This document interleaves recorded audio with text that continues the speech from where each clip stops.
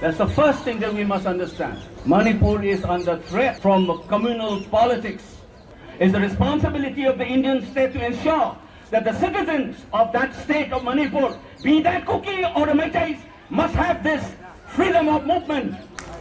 And they are turning it into a Meitei Kuki problem. That's a problem of constitutional order and the capacity for the Indian state to enforce that constitution. Otherwise, you are almost kicking and spitting at the Indian constitution in the state of Manipur.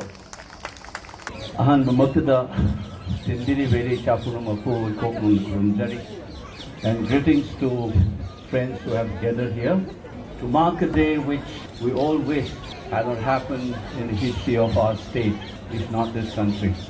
Last time I spoke on this spot in a meeting, I think organized by the MCC. I thought, let this be the last meeting for all of us. But I think those forces which have tried to destroy our state and their collaborators have been scheming things which force us to have this meeting again today. And I like to put today for a couple of things for all of us to reflect, irrespective of the communities, irrespective of whether you are from Manipur or outside. First of all, what we need to understand is the issue that we face today should not be seen in terms of a communal lens. It must be understood for what it is.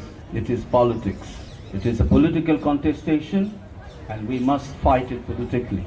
I have said this in the first meeting that I've attended here, and I said, do not blame the entire community, for instance, the Kukis.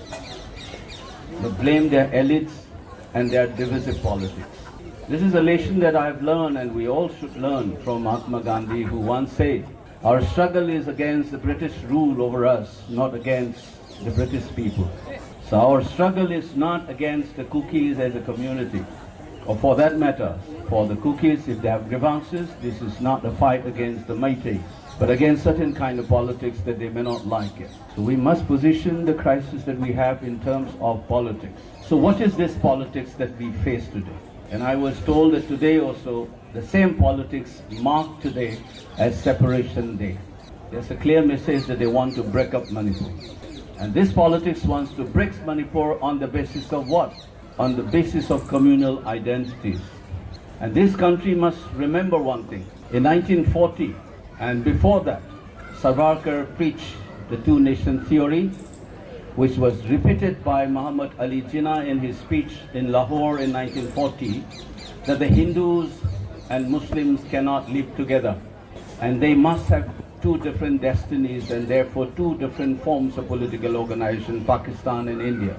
And those politics and those people who are following that politics of Separation Day today and who wants to break Manipur is speaking the same language. We should not forget that. In Pahalgam incident, what we have seen is that the nation is gearing up to face this problem. Our Union Home Minister said that our issues implicate external forces. Ghus beti bolte the wo. And they ought to respond in a similar fashion. Pakistani General Asim Munir said that the Hindus and Muslims cannot live together. The same two-nation theory after Pahalgam incident.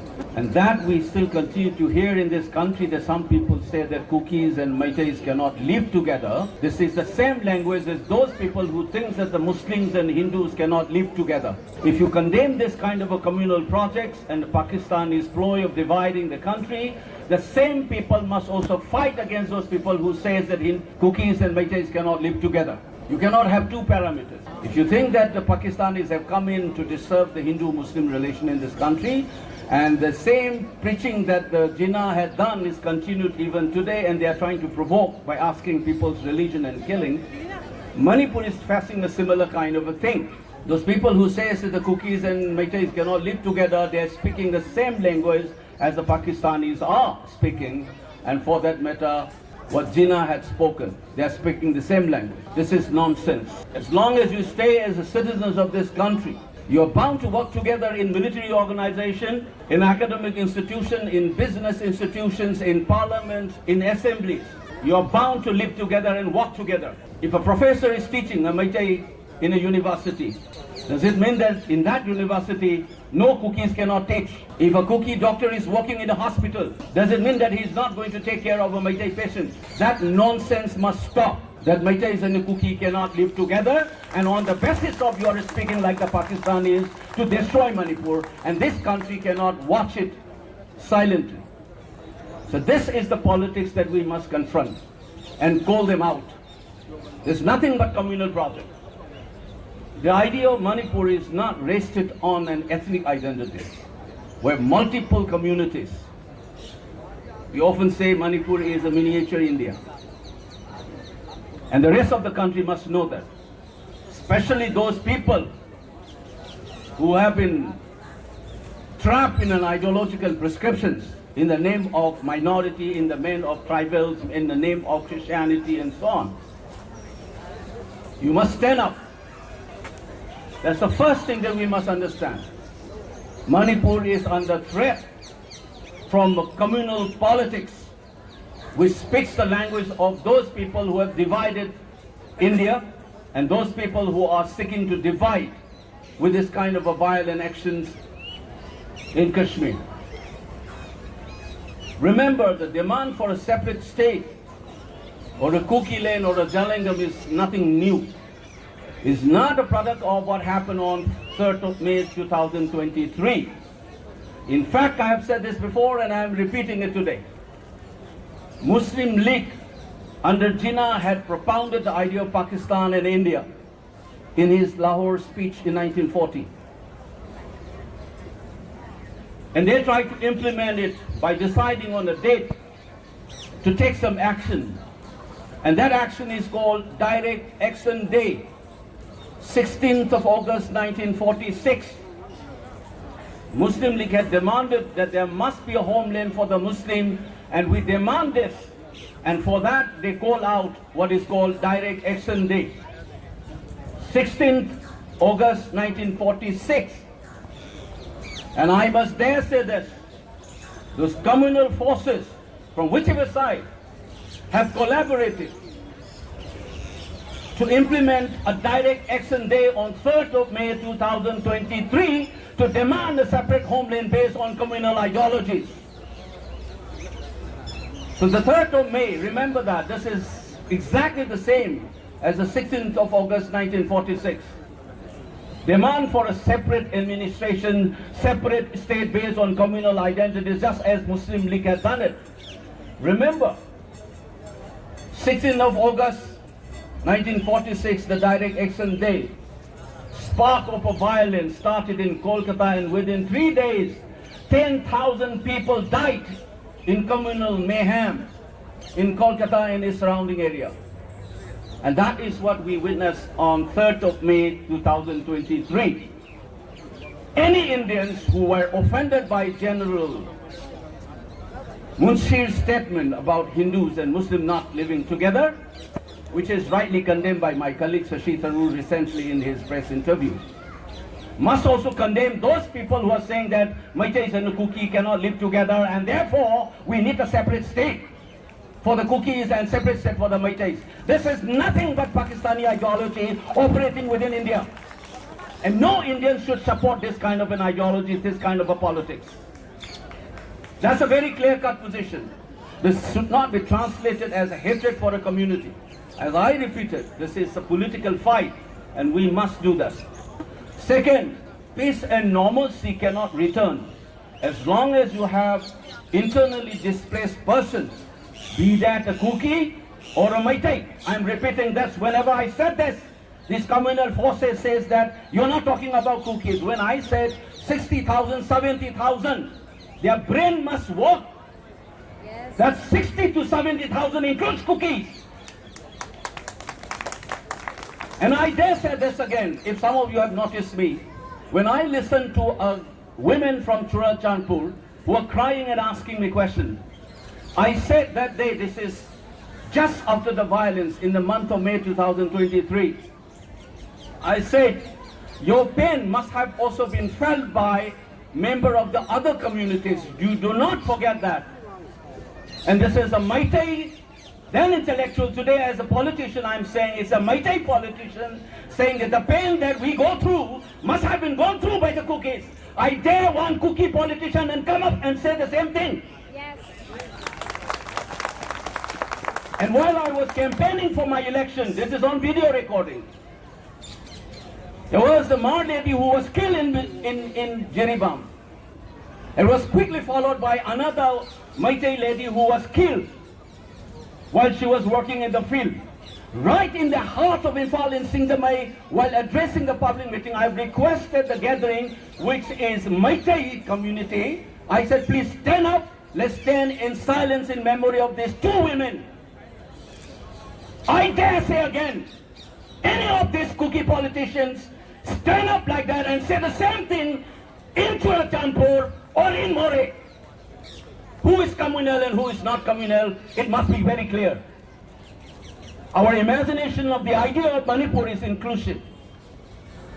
And some are following this dubious character of a communal politics, and in some of the rest of the country through misinformation and disinformation campaign, you are painting one community as a victim and one community as a perpetrator. You are wrong. See the videos. Women crying out.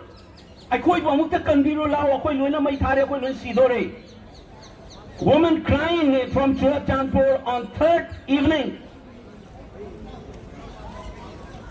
The houses burned down in More and houses burned down in Churachandpur. That was third. What happened in Torbung Bangla and Torbung area was started around 3:30 and 3 in the afternoon. That spread in the rest of the places in our state, including Imphal, by the evening on 3rd. Ye violence kahan shuru kiya? Please investigate. You cannot have justice. You cannot have peace without justice. Justice demand either it is Kukis or a Meiteis. And a one-sided political propaganda of justice for the Kukis and painting one community as a villain, you are wrong. You must track down where the violence started. Who were responsible?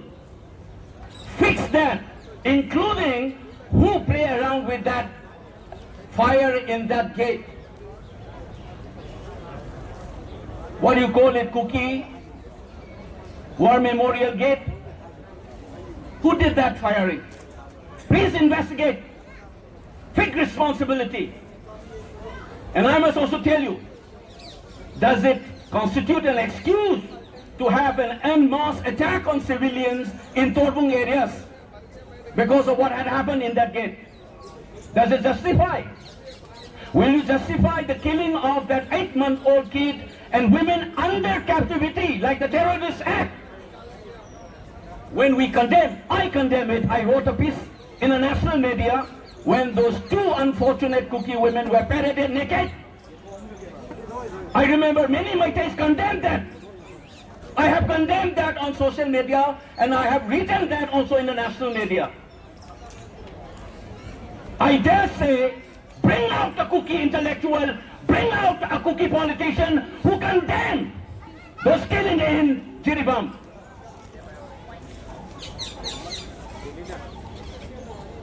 That is the politics. Do not play victims. Everybody suffers. Your ideology cannot be entertained in this country. If you have genuine grievances, we must find it out. If this violence has been initiated by others, let the Ajai Lamba Commission of Inquiry come up. When it was constituted on the 4th of June 2023, it keeps on extending. You must not forget that the last extension is this 25th of May this year. Bring out the report. Fix who is responsible for this violence. Justice must be done to those victims, innocent civilians, be that Kukis or the Meiteis. I want the Kuki intellectuals and the Kuki politicians to speak the same language. Let the world know we have suffered enough. Lastly, but not the least, the government of India is reducing this violence into something like a Kuki Meitei problem. tracked down. Initially they said, you talk among yourselves. That's the advice given by the government of India to civil society group. Today they are arranging the meeting. Why they did not arrange this meeting before? And I have said this, right from June, July 2023, the government of India is complicit in this problem. I do not want to mention things.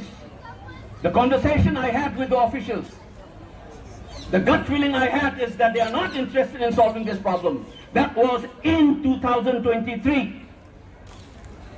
I requested some, please start the second track dialogue among the civilian groups, just as you try to rein in this violence, use all the state machineries.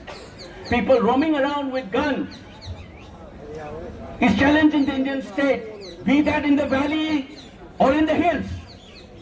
You must rein in this violence and start the second channel dialogue. That time somebody told me that it is not the government of India's job, and today they are doing the job.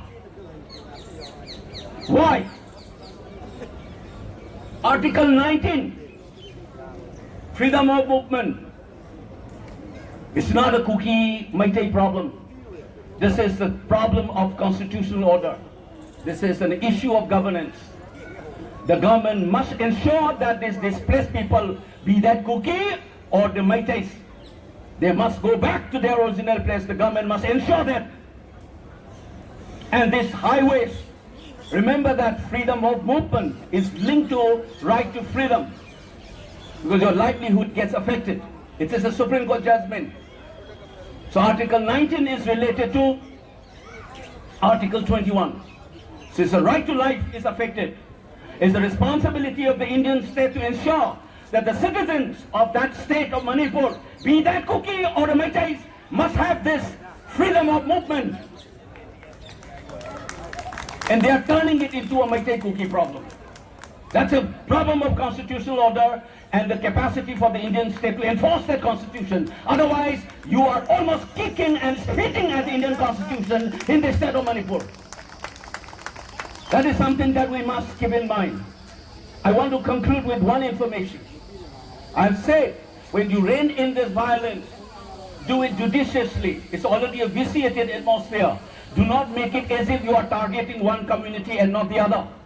And unfortunately, the way the government is doing so far gives that impression that you are only targeting one community, not the other. This is to breed the suspicions and destroy the possibility of a peace and normalcy in the state. This should not be done. We need information, and rest of us also ask questions. Lot of politicking is done, particularly these BJP people. They don't realize what is non-partisan politics. Ask them, give them dictionary, let them read. What is non-partisan politics? When you face an issue of a national kind, then beyond party lines, you sit down together and say, let's work together. That's what Ibobi had done. In 2001, 2004, whether it is a delimitation, he always called for an all-party delegation and a meeting and go to Delhi. That's the time for us to have a non-partisan politics. These people have not done that. Why? Ask yourself, whose interest is get implicated in this crisis? Longer the crisis, do not communalize all the time. There are big time players involved in sustaining this problem. Do not be blinded by this kind of a communal ideological campaign. That's why I said it is a political fight. We need to do this together. 2 years.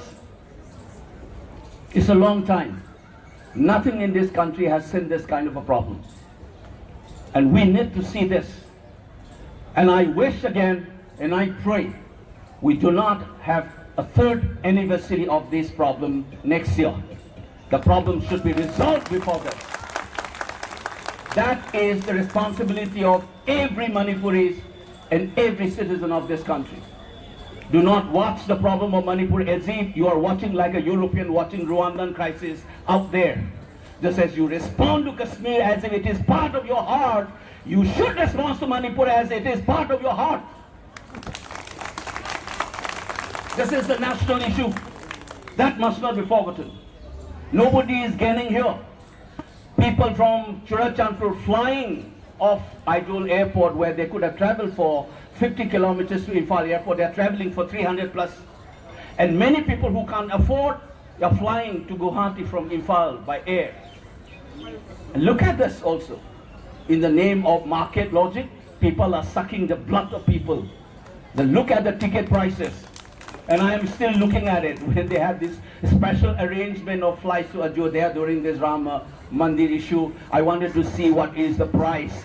Does it go according to demand and supply logic, or did it have a concession or not? Check these things. The moment we open our eyes, and we'll be better off. And I want to end this question. Just as we try to disarm, it should be done judiciously. It should not be seen as a bias. We still don't know whether the SU is still in operation. Do not ask about Congress ne kiya, BJP ne kiya. You need to ask the right kind of question. I asked in the parliament about this, they throw away the question, saying that it's the national security. Avita, we don't know whether SU is there or not. We need to ask a lot of questions. If the state government is not involved in an agreement that is existing, they should come it out. And we must ask, a state issue related में state government के बिना कैसे आपने agreement कर दिया? If not, then you must crack down. If you have an agreement, then you must also see whether your code of conduct is still followed or not. These are basic questions that we must. We are finished. आप खत्म करें 2 minute में बैठ. सिर्फ 2 minute दीजिए. So what I am saying is, any kind of grievances can be resolved through dialogue and conversations, and put it on the floor, and we need to have this conversation to resolve the issues. Do not blackmail, do not preach communal ideologies which threatens our state. And we stand up together and fight till we win and create a new Manipur out of this crisis. Thank you all.